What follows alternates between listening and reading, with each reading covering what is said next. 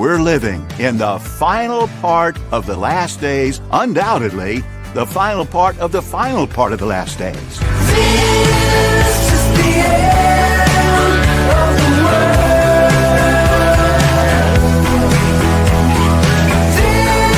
This is the end of the world.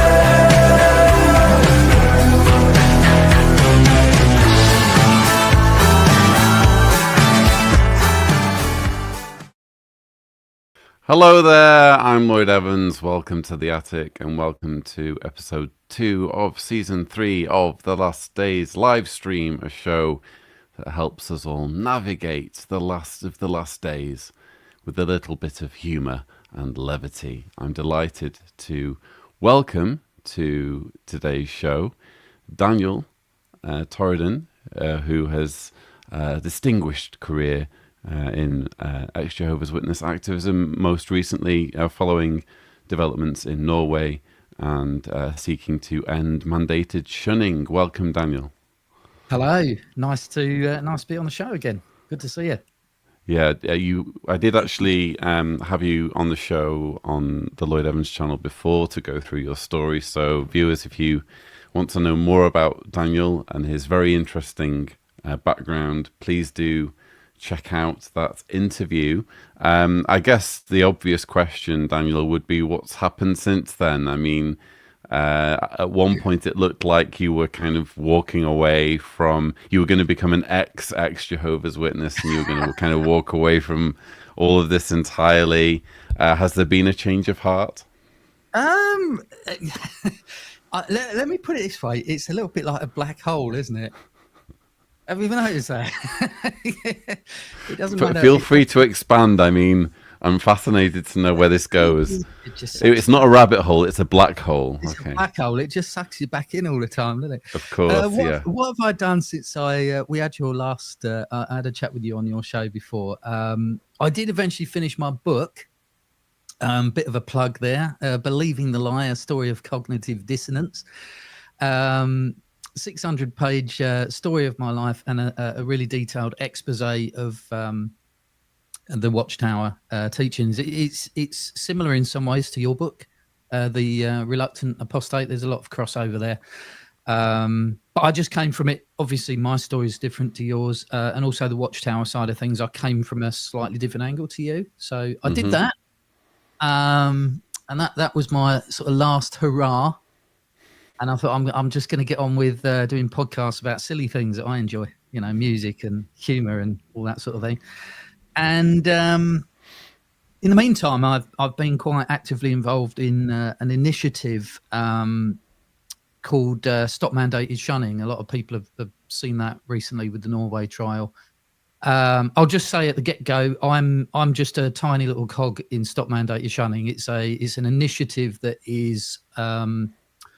has been organised by the Open Minds Foundation. It's a United States charity. Mm-hmm. And I've just kind of come on board from a consultancy point of view and technical, basically, because I've done the website for them. But then it was seen that we needed probably a YouTube channel to try and get the word out about Stop Mandated Shunning, and I've kind of got back into it again, doing shows with Stop Mandated Shunning. So yeah, we've been covering the Norway side of things with myself and a friend called Monica that's also involved. Ultimately, I don't know. I've never really considered myself an activist. Not like yourself. Well, yeah, but what you've just described is very clearly activism. You know, you're setting up websites, you're on an advisory board, you're doing social media, you're doing live streams. You know, what part of that is not activism? You know. Yeah, maybe so. I've just been very much of the opinion.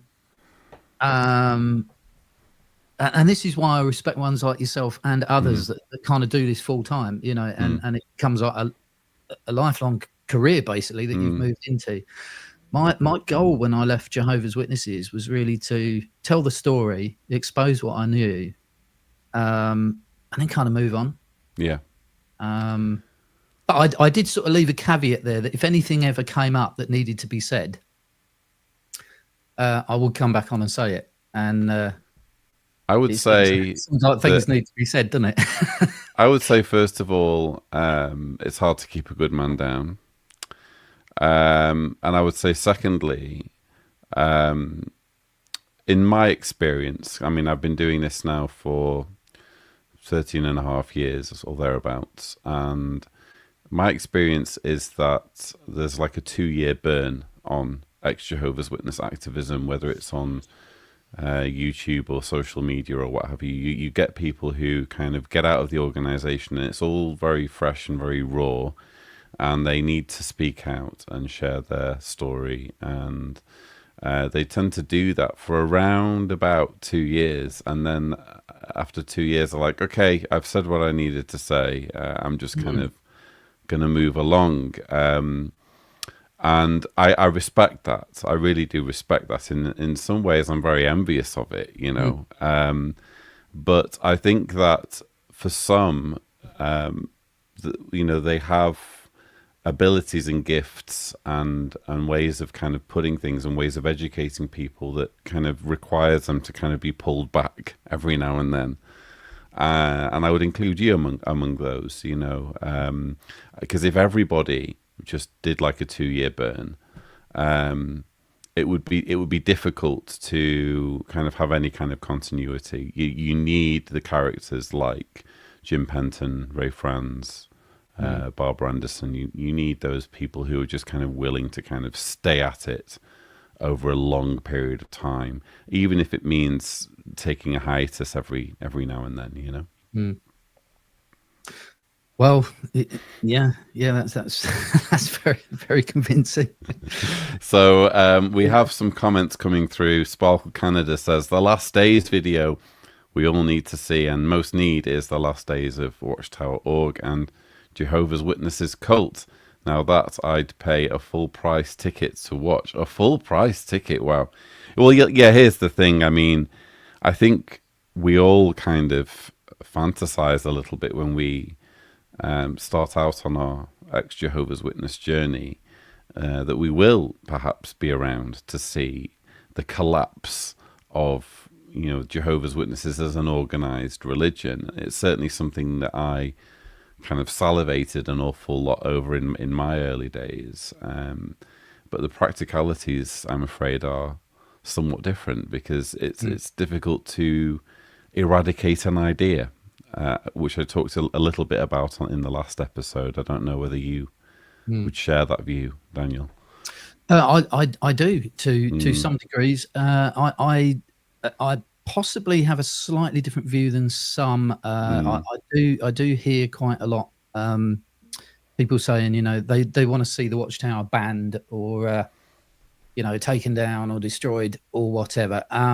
My personal view when it comes to these things, I would love to see a world that is not just free of the Watchtower, but free of organized religion as a whole, if I'm honest. And I make a distinction there between organized religion and spirituality. But I'm not 100% sure it's necessarily the best thing to actually have the religions banned as such. Like you say, it's very hard to get rid of an idea. And when a group of people feel that they're being banned or persecuted or taken down or something like that, they can often come back stronger, like a weed. My view is it's more about education. It would be brilliant if it could collapse from the inside out rather than being attacked from the outside. Well, apart from anything else, you know, bans go against human rights, and Exactly. you know, this is something I've been banging on about since 2017 when Russia first banned Jehovah's Witnesses, and I think it says an awful lot, by the way, if you look at what's gone on to happen with Russia since then. But no, you don't police what goes on in people's heads. It's Right. the beginning of a very, very slippery slope, and it's better to let people believe what they want to believe. But what I do think needs to happen more, and we'll get into this with Norway, is that the leaders of groups like Jehovah's Witnesses that, you know, export trauma and suffering and misery into people's lives, they need to be held accountable. Whether that's through not receiving government handouts and subsidies and tax exemptions, or more directly through the leaders being pursued legally. I subscribe to the idea that the governing body belong in jail, to be completely honest with what they're doing right now. So yeah, I would actually share that view. It's not about policing thoughts; it's about policing action. yeah, It's actions. It's trying to affect change, if at all possible, isn't it? indeed. We have another comment from Drench. In Jamaica, the kingdom halls are virtually empty. One day the elders sent for my 16-year-old cousin to come in and work with them there because no one wanted to go. They are all online up to that time. Wow. Drafting in the kids, it would seem. Be funny if that becomes like, because they've lowered the age of elders to something like 23, 24. I forget the exact age now. So it'd be funny if they went even younger. I think it was the last time I looked. I believe it was 21. There you go. Yeah. So I could be wrong with that, but I thought it was. It's definitely in the early 20s. Yeah. So the desperate times, desperate measures, I guess. And Drench also says prediction for 2035. What do you think they will be teaching then? Gosh, 10 years from now. Where can you imagine them being, Daniel?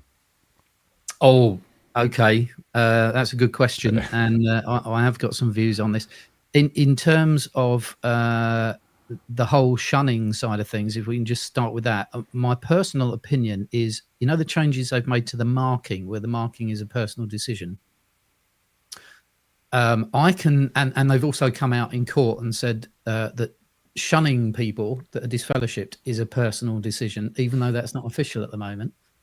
I can see, and I wouldn't be surprised if at some point they conflate the two. The scripture that talks about in Corinthians about not eating with such a man that is still called a brother. There's the important key there. And the marking scripture is all about stop associating with someone, but keep admonishing him as a brother. In other words, he hasn't been removed. He's still in the congregation. I can see that as being conflated and them not actually kicking out certain sinners, but basically keeping their names on the books and pulling the old bad association card. They've got to find some control from somewhere. So I can possibly see that happening. And then the whole remove the wicked man and don't even speak to the guy being reserved very much so for apostates. So I can see the whole kind of apostate banging definitely by 2035.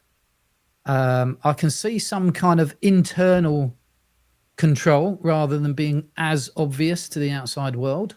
So things will go on behind closed doors still, but it won't be publicly so much. And as for the last days, I think by then they will have absolutely had to have dropped the whole 1914 overlapping generation nonsense. They'll have had to have come up with some other idea. Oh, yeah. I mean, that's already overdue, isn't it?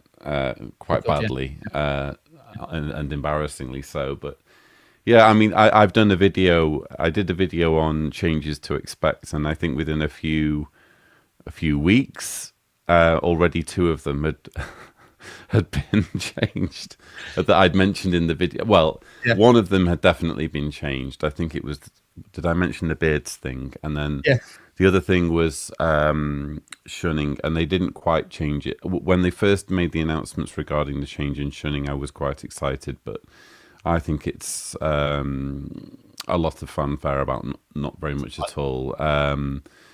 We still have mandated shunning, which, hence, your involvement with the website. But I think that what has been interesting with the recent change on shunning is that they very clearly delineated between apostates and those who are disfellowshipped and still might believe or might be salvageable in some way. Apostates, they don't view as salvageable at all, and they continue to not want Jehovah's Witnesses to have anything at all to do with them.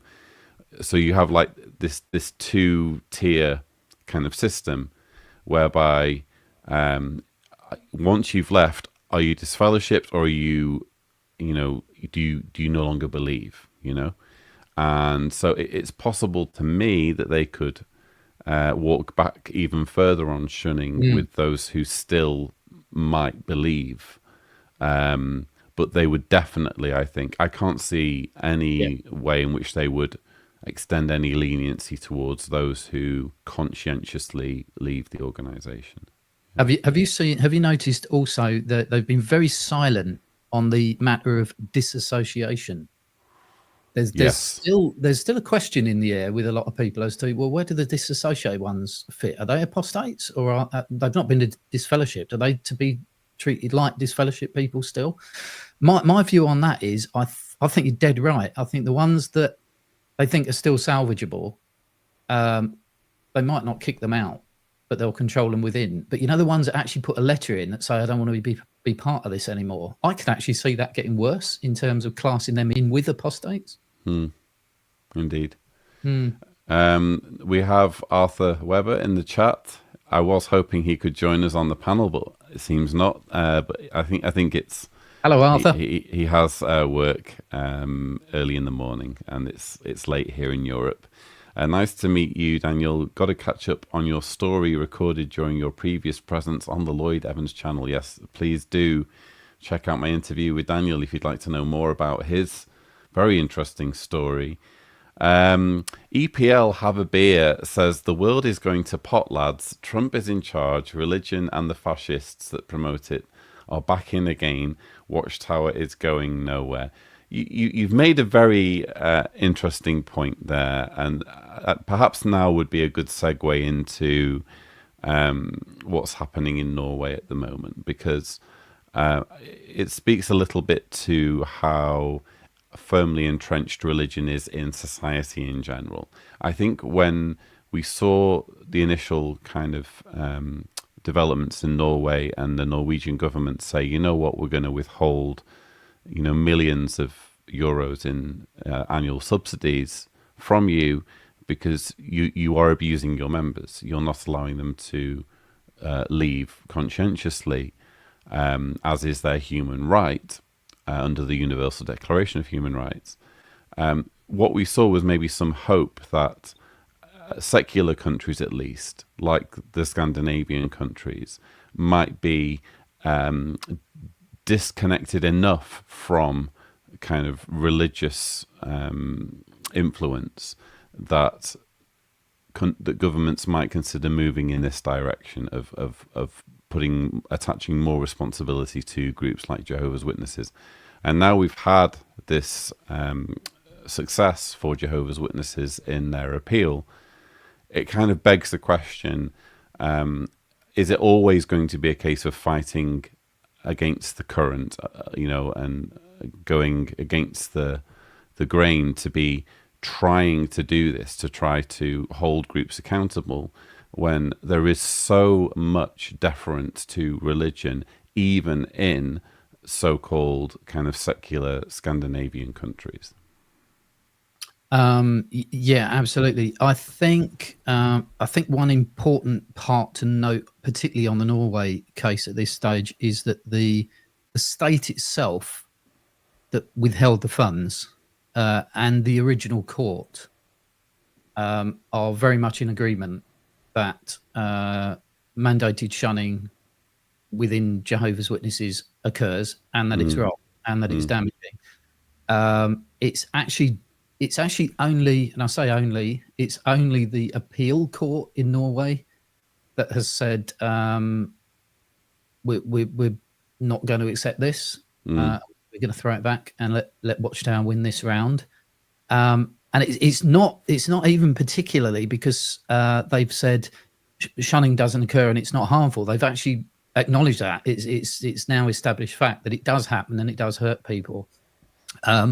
It's kind of got down very much to the legal side of things, where they've looked at one of the main claims was that the process of exclusion is psychologically violent.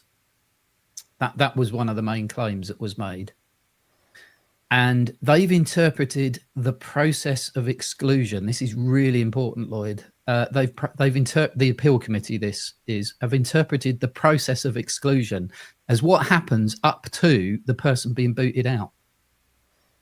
So by process of exclusion, they've gone, oh, this is the judicial hearing that you have with the elders. How long does it last? Oh, it might only last an hour or two. Okay. What about disassociation? How long does that last? Oh, well, it's as quick as you can write a letter. Okay. So the process of exclusion is actually practically easy, is the word they used. They've not taken into account the ongoing psychological effects of actually being shunned. And that's kind of where it's fallen down a little bit this time around. And I think that will always be a limitation on the state. I think if we think about like the gold standard in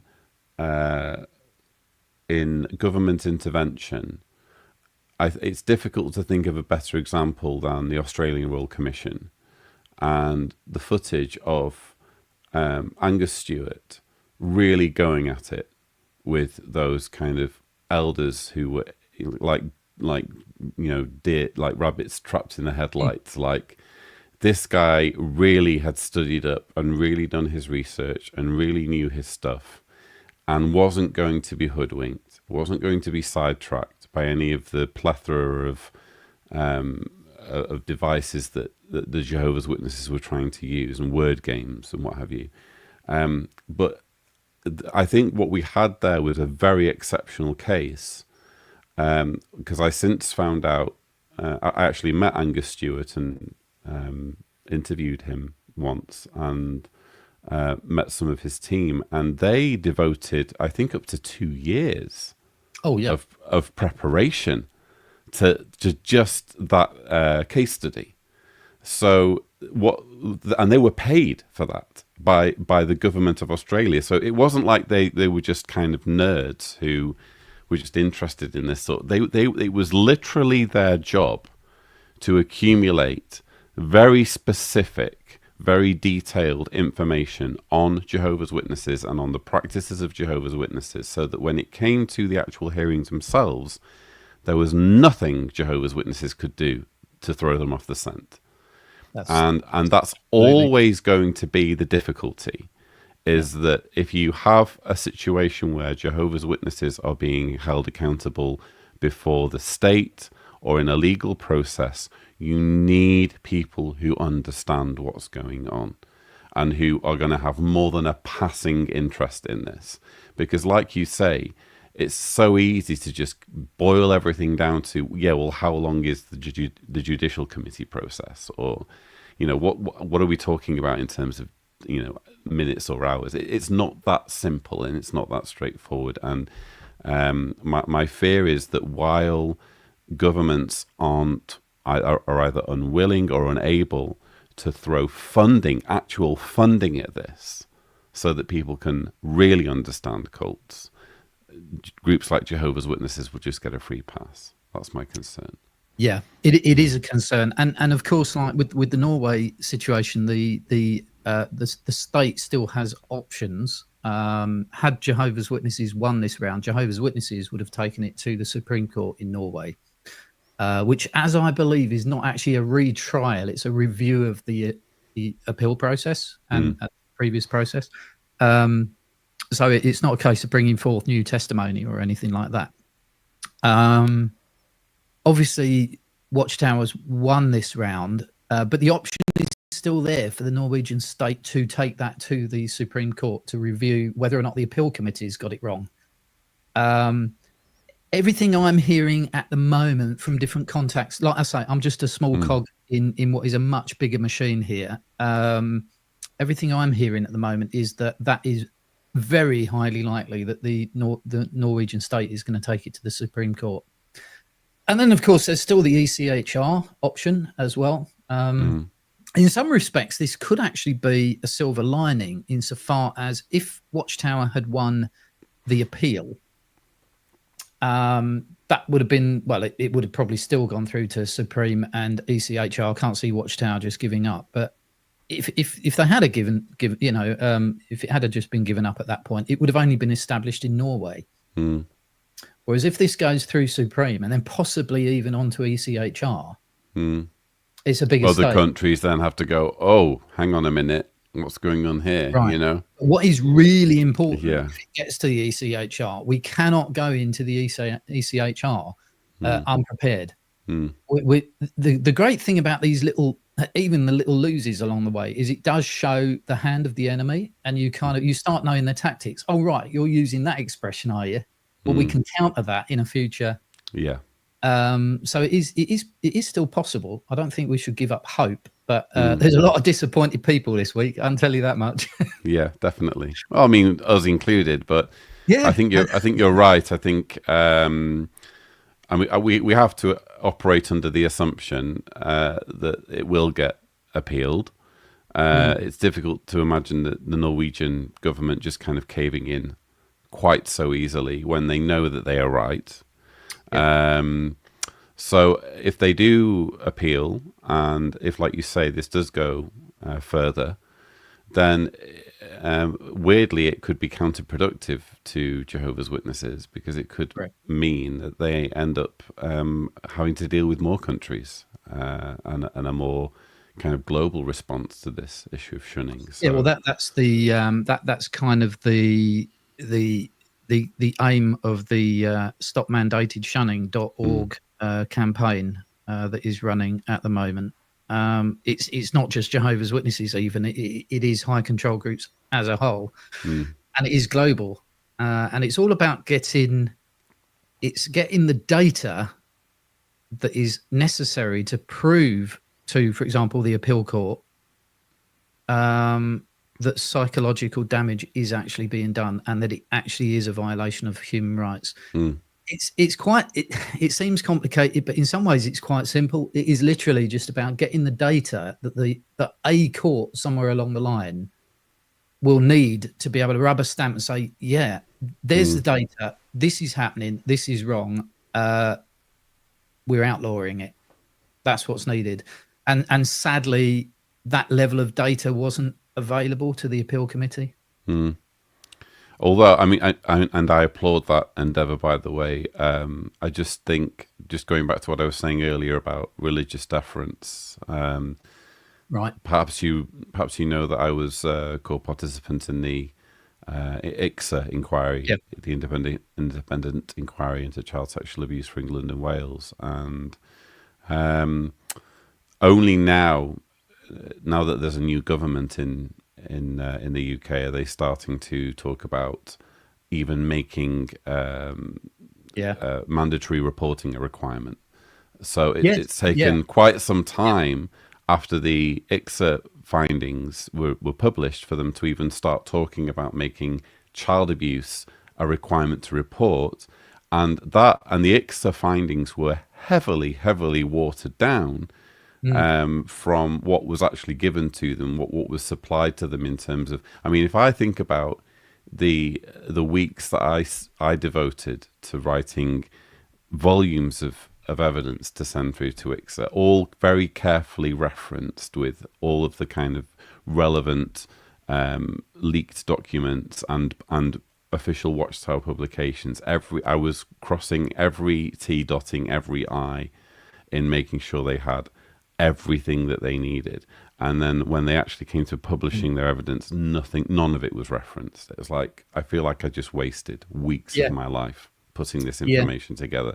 So it's one thing to have the data and have the information, but what you also need is a court or a legal process that's willing to take that into account rather than just pay lip service to it. No, you're dead right. I can see to that totally. It's two parts, isn't it? We've got to have the data to stand a chance. Yeah. But if you were coming up against a court that was already got preset ideas on things, and particularly the person that just left that comment, just coming back to them, they mentioned about Trump and religion and so forth. There's still a huge influence on governments from religion still, even though they say it's state and religion is split. it's like in America at the moment, it's like huge push to bring back Christianity.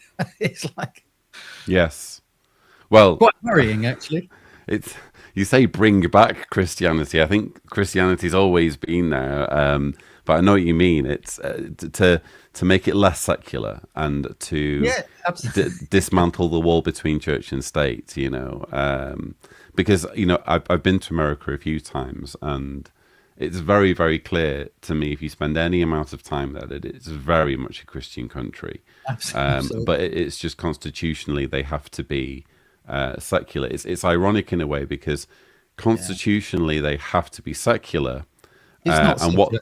what that's resulted in is the country being overwhelmingly Christian, and in the UK it's the opposite. So in the UK, Yep. King Charles III is the head of the Church of England.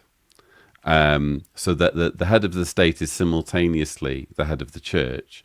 You have in the House of Lords a lawmaking body. You have a bench for bishops of the Church of England.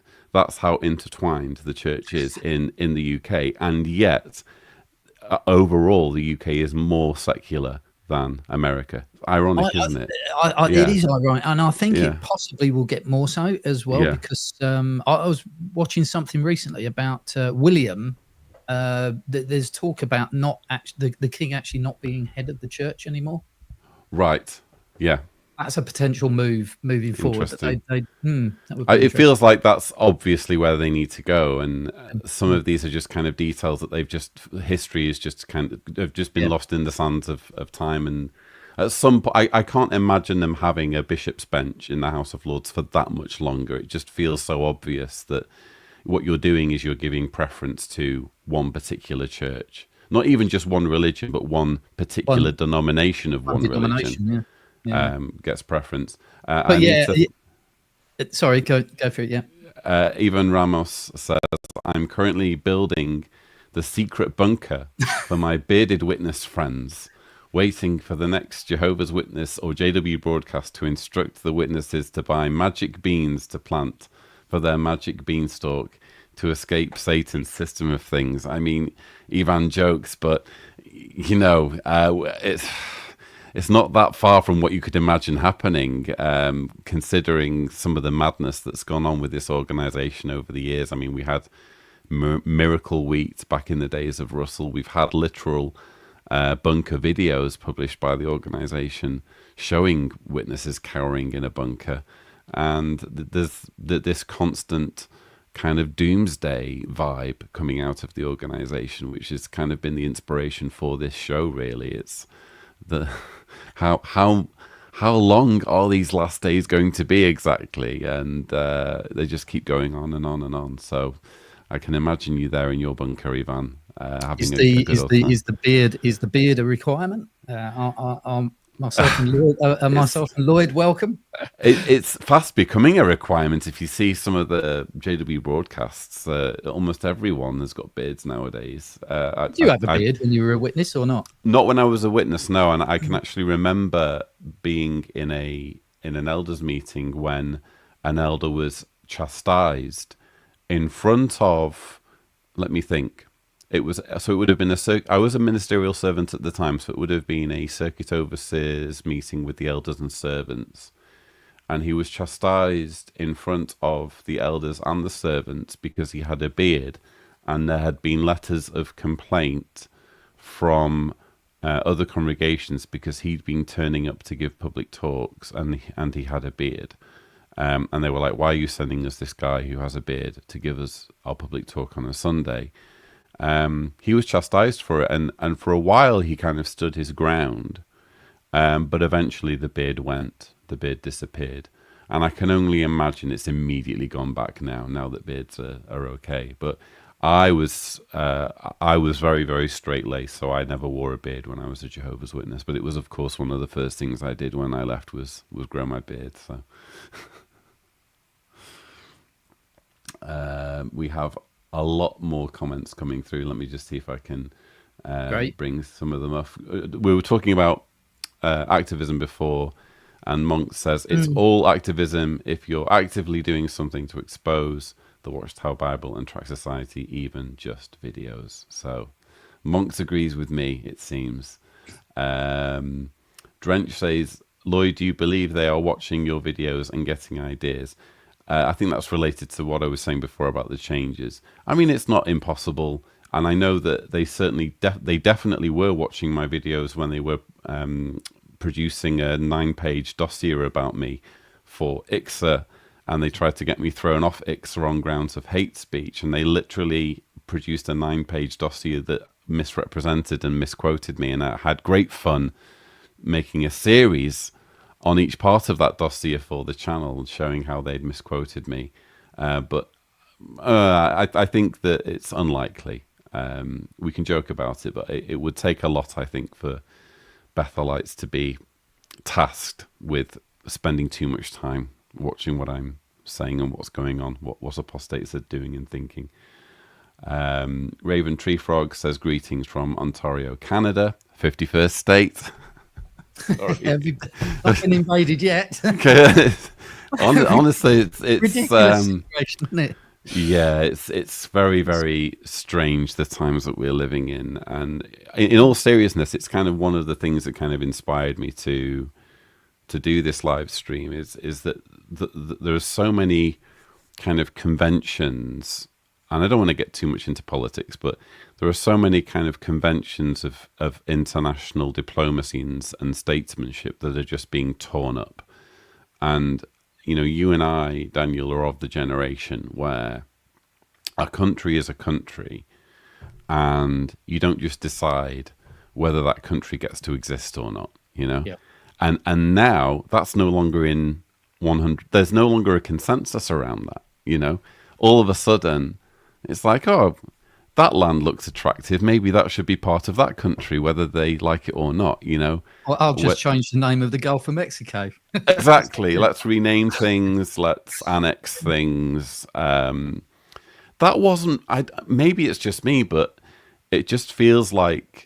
I mean, we both kind of were born post-war, and we both kind of grew up in this post-war kind of period of kind of recoiling from that kind of thinking and wanting to do things properly, and in an amicable, peaceful way.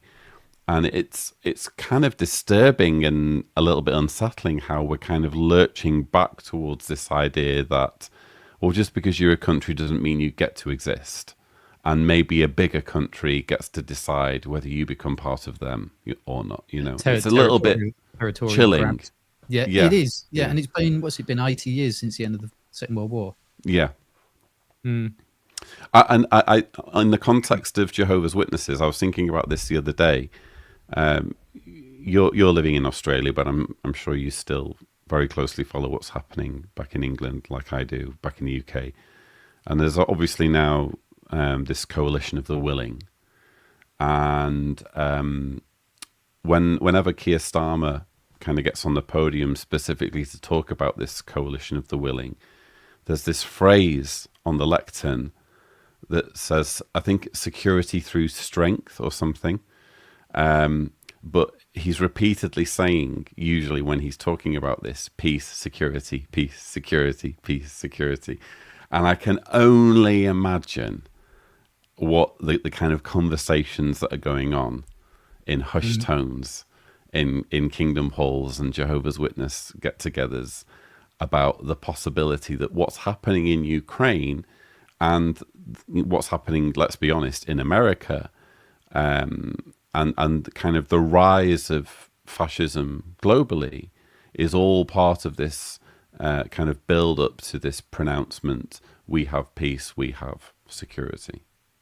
Yeah, I've even wondered whether Canada is the king of the north, and north and south. It works. Mark Carney, yeah, it works. Yeah, but you know what you're saying there? It's not just witnesses either. Ex-witnesses. If you follow some of the Reddit, as soon as like something happens, like Russia invades Ukraine or Donald Trump does something silly, some of us every 5 minutes, like every 5 minutes, some of us are still really, really conditioned to think, "Oh God, is this the end of the world?"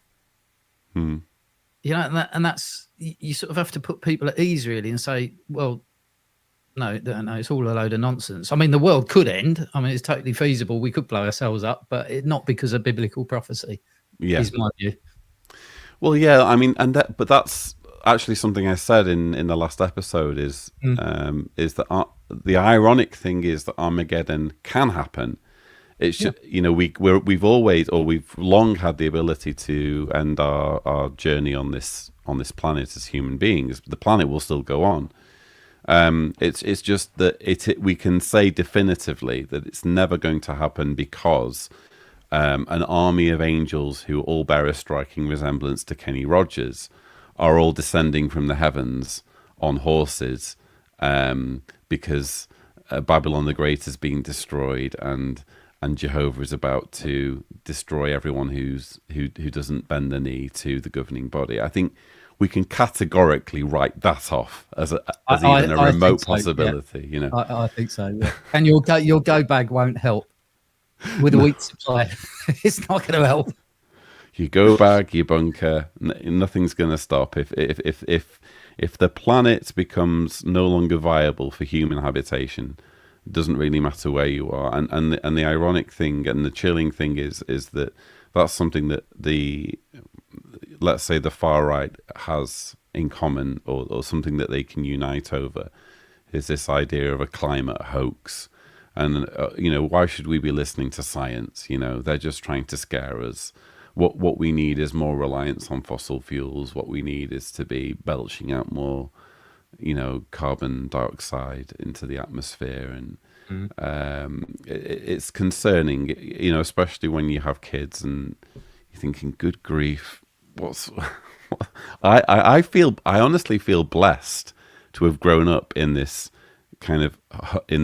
honeymoon-like period, but after World War II.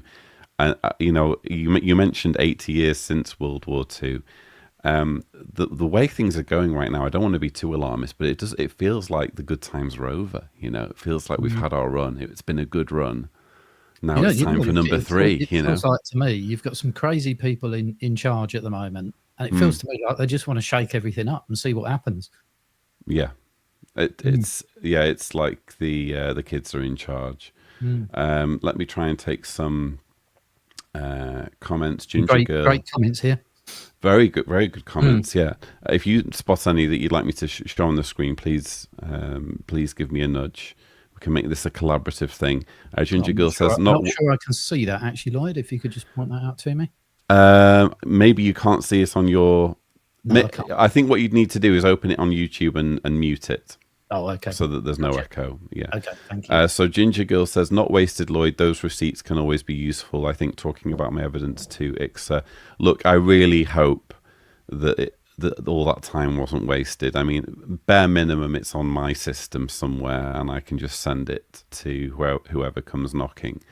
But it's actually quite a challenge to really kind of document everything that the Jehovah's Witnesses are doing in terms of child abuse in such a way that it can be understood by a reader who's not been raised in the group, which is obviously what I was doing. So it's not just a case of just throwing a few references together. You really have to kind of get your mind in gear of what do they need to know, and what would a judge, or what would a lawyer, or what would someone who knows nothing about Jehovah's Witnesses, how would I need to explain this to them? So it was a real kind of intellectual challenge, probably one of the biggest intellectual challenges I've ever undertaken. So I would hope that material is on file somewhere in Whitehall, or in a government office somewhere, and can be called up at some point. Who knows? Tony Ashenden says, being shunned does actually help you to get the truth out of your brainwashed brain. It's certainly a jolt, isn't it? And something that kind of makes you realize, because I don't know about you, Daniel, but when I was a believing Jehovah's Witness, I never really thought about shunning much. No. It was something I obviously was okay with. I felt almost proud that Jehovah's Witnesses had standards and were willing to enforce them. And it felt like it would be quite hypocritical if we were to be like just any church where people could do whatever they want and still come in on a Sunday and it'd be like nothing had happened. So that's kind of the lens through which I viewed shunning. I didn't have it impact me in such a way that I was required to shun anyone that was very close to me. So it was a very kind of abstract idea, really, for me. It wasn't really something I thought about too much until I left. And I think it's only really when you leave and you allow yourself to start kind of getting a new perspective on your old beliefs that you realize just how messed up it is as a form of behavior. Yeah, I get that. I just something that Tony's just said there. Interesting the way that this shunning side of things works. When Jehovah's Witnesses kick you out of their religion, they don't kick you out into the world. They kick you out into a state of limbo. Because unless you've done the work already, a lot of people that are disfellowshipped they're still very brainwashed. I was the first time around. I've been disfellowshipped twice. The first time I went back, and that is because I was in a state of limbo, and I'd been conditioned that I can't go into the actual world because it's a dangerous place and it'll hurt me and it's evil and everybody's nasty, and so you go back eventually, you know, and you're in this state where you're missing your family and all the rest of it. So that's kind of what they're relying on. They're relying on when they kick you out, you're still not really out. You're in this state of limbo, and then they're hoping by the shunning that you'll not go into the world because you've been conditioned not to do that. You'll come back to us, sort of thing. And the key I actually found the second time around to not go back is to completely stop doing anything JW related. So the first time around, I still went to meetings. I still read my Bible. I still went to assemblies and stuff like that. Yeah. The second time around, I stopped doing that. And it was only after I did that that was able to like totally break away from the brainwashing. Yeah. Do you ever kind of find yourself having dreams about how busy you were? Because we were on just this endless hamster wheel of meetings, ministry. We'd obviously have our secular jobs as well, and it was just so relentless. And you were always expected to be somewhere at a certain time to do a specific thing, and yeah, you get out. At first, I had dreams about being at assemblies and on elders meetings and giving talks and stuff like that. But you know what? You're just mentioning that. I haven't had any dreams like that probably for the last 8 months. Good. Probably means you're healing. Yeah. Yeah. So Adoba Batchway says, greetings from Ghana. Thank you so much, Adoba. It's nice to be reminded of the international reach that YouTube affords us. And I might add, I think we're currently streaming as well on Instagram and Facebook. So it's great to have these devices at our disposal, although one could argue that social media has been somewhat perverted to the benefit of people who are interested in misinformation rather than accurate information in the kind of populist age, but that's maybe a different conversation to be having. Tatted Cat says, American citizen here, not a JW, and I'm worried that this may be the end of the world, civilization as we've known it. Well, first of all, it's very nice to know that my content and my channel is viewed by people who don't have skin in the game per se, who don't necessarily have their own Jehovah's Witness background, but have enough empathy and compassion and humanity to be interested in this particular story of what happens in cults and how do people to get out of them. And I know it's not just you. There are many who support my work on Patreon and as YouTube members who've never been Jehovah's Witnesses. They just know a good fight when they see it, or a worthwhile cause. And so for you to have that kind of empathy and to even be watching this live stream is very heartening. But you're not the only one. I don't think you're the only one in America either who's kind of concerned by what's happening at the moment. I can imagine I would be mortified if I were American right now. And the only thing that's kind of giving me any comfort is to see, ironically, countries like the UK and Canada and France kind of stepping up a little bit and realizing, oh gosh, it's almost like they've been kind of they're having kind of withdrawal symptoms after being on a drug for a long time, which is essentially what American independence was. It's like, we'll just outsource all of our security concerns and kind of global affairs, foreign affairs policies to this particular country, and we'll trust that they'll make the right decisions. And now that it's very, very obvious that they can't do that anymore, they're kind of scrambling to kind of assert their own autonomy. And in a way, it's refreshing to see that, because the situation as it was arguably unsustainable. This was going to happen at some point, because we've all relied our entire lives on this idea that democracy just works and that common sense prevails, and that when you have an election, broadly speaking, everyone's going to have their brain switched on and no one's going to be fooled. And Donald Trump just completely torpedoed that convention. And hopefully the world will be a wiser place. Well, I think it started. I think UK started waking up slowly. Granted, after the whole when Tony Blair got sucked into the old Iraqi war. Yes, I think that was like total egg on our face, and it was like we just did what America said, and then it was like, oh God, we shouldn't have done that. But the ironic thing is that now Donald Trump is kind of dissing NATO and almost like, what's NATO ever done for us? Well, the only time Article 5 of NATO was ever invoked was by the United States of America in response to 9/11, and all of the NATO members came rallying to their call, even though when we look back objectively through a historical lens, we can see that the conflicts in Afghanistan and Iraq were completely without merit and completely disproportionate in terms of a response to a terrorist attack, and actually worked in the favor of the terrorists by giving them kind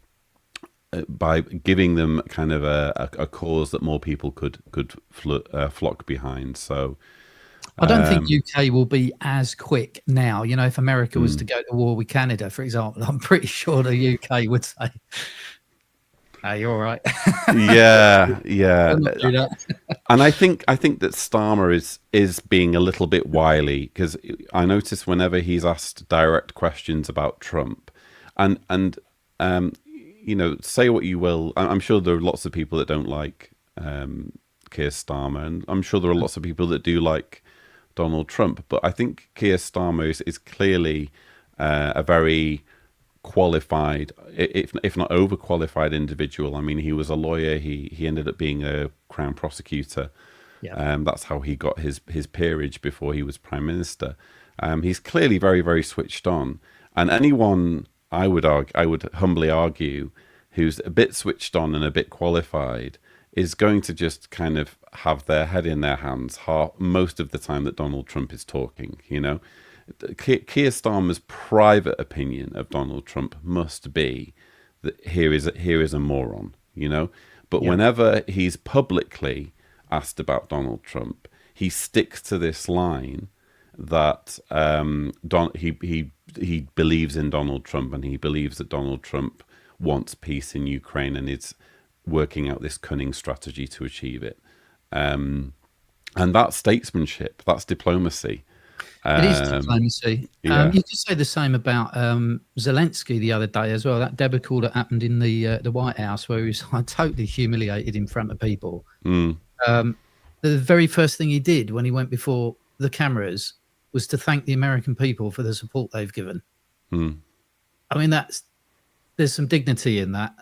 It's almost like, and it's almost kind of humiliating as well for Trump and for JD Vance, and to have, for example, Zelensky, after the Oval Office debacle, fly out to the UK and immediately be received by King Charles III, twice, no less, in 2 different locations, I think it was. So yeah, it's all very, very strange at the moment, and again, kind of the reason why I'm doing this again, because it started out as being the coronavirus lockdown live stream. That's why I originally did this live stream, just to kind of give us all something to do. But it feels in a way as though what we're seeing now is worse than what we saw during. And coronavirus was a big deal, when that was going down. We had Stephen saying these are the last of the last days, and it did feel quite apocalyptic. But I feel like now is more apocalyptic than we had during coronavirus. Maybe it's just me. Maybe I'm just fretful.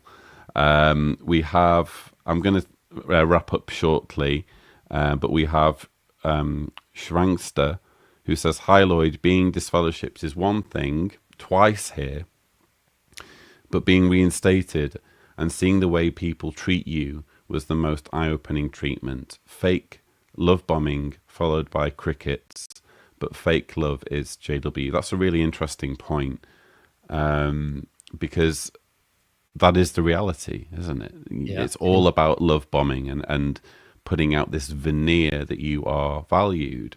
And especially if you've been disfellowshipped twice, there will be kind of raised eyebrows, and you will be treated almost not in every case, but in most cases, like you are some kind of second-class citizen. I think as well, the one part of the point this person is making here as well is that if you're disfellowshipped once and then you get reinstated, like I did, there's a period where you it's extremes. There's some people that hold you at arm's length and think you don't deserve to be forgiven and welcome back, and then there's others that go the other extreme and just pile all the fake lovers, they say, on. Actually going back, being reinstated, especially if you don't 100% agree with it, it's a very uncomfortable place to be. And for me, it took me nearly a decade to kind of get my reputation back within that circle. And then I left again. Indeed. Well, clearly something that we've said resonates, because Schwankster says exactly so. Exactly, yeah. It seems that we're on the same page. And I'll take this as our final comment. Roy Namor says, "Jehovah's Witnesses don't realize that shunning today is not mental isolation like they hope it to be. People now have access to a world of information at their fingertips and end up learning the truth about Jehovah's Witnesses pretty quick." I think that's a really good point, that shunning is different in the information age and in the technology kind of social media age than it would have been before. I think I've even interviewed people from that era who describe how isolated it was. I mean, back in the time when it used to be, the only way of getting in touch with people was over phone calls and writing letters. And how do you rebuild a sense of community, when you don't have, social media at your disposal? So I think that's a really good point that Roy makes. And shunning is a lot more problematic for the organization in the information age, not just in terms of how hard it is to implement, but also how easy it is for stopmandatedshunning.org and other movements to grow some momentum and put the word out. Agreed. So I think that's about all we have time for on today's show. Daniel, it's been wonderful to have you back on the channel, and hopefully we'll be able to have you on for future Last Days live streams. Absolutely. Before you go, could you tell us where we can find you? Plug anything that needs to be plugged. You have a blank check. All right, quick. Yeah. I'll do it quick. Go to Amazon and look up Daniel Torridon, Believing the Lie, a story of cognitive dissonance, available on in paperback and also Kindle. You can find me on I Have Many Layers on YouTube. You can also find me on my little radio show I do, which is onionunlimited.com. It's a radio show and a podcast, which is not about Jehovah's Witnesses. That's a totally different thing altogether. And finally, although it's not my baby, but I am involved with it, the big thing, please head over to, I'll just give them a shout out, stopmandatedshunning.org. Go and have a look at the research project that's being done by Roehampton University over the next 3 years. Participate to give Stop Mandated Shunning the data they need to go to court to bring down mandated shunning, or if you can't tell your story or take the survey, if you can consider looking down the side of your sofa and seeing if there's any loose change down there, and donating to the cause, because it's going to cost them in the region of $300,000 over 3 years to do all the professional research. Thank you. It's a lot of sofas, but yeah, really important work, and well done for your involvement. Large or small, it's. I think it takes many. It takes many minds to hold this organization accountable, and lots of different strategies. And like I was saying before, it all counts as activism. So, okay, I'll better get to it then, and absolutely. Thanks, Daniel. Thank you so much for taking the time to join us today. Thank you. So viewers, that's all we have time for. I hope you've enjoyed this episode of the Last Days live stream. We will be back next Sunday, so check us out then. And in the meantime, feel free to check out any of the videos on the Lloyd Evans channel. That's all we have time for. Thank you so much for watching.